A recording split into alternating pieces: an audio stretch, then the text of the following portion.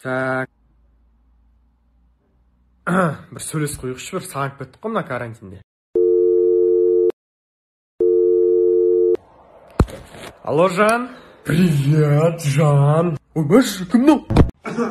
Жан, мен қарным ашып кетті, бір пицца ма, бірдеңе заказ бересе ше? Оя, Жан, қандай пицца? Диета бізде карантинде, ты чё? Мен саған қазір өзім істеп берем, тамақ пісіріп берем. Бір жеңіл желпі, ет паса салам қаз.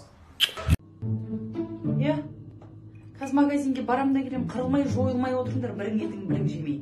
Екеуіңе айтып жатырмын мен. Конечно, мама, бара беріңіз. Қашан көрдіңіз біз қырыламызды? Жинап отырыңдар сосын ана жерді.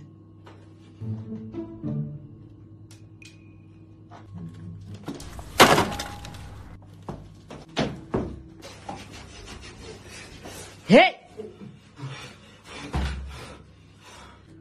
Таңа нәлет, қырылып үлгердіңдер ма? Өзім тудым, өзім ұрып ұрып. Карантиннің басында. На мемлекет деген бар ғой, демалысты беріп жақсы болды. Балаларымыздың түрін көріп қалып, бір дастарханда тамақ ішіп рахат болып қалды ғой, құрсын.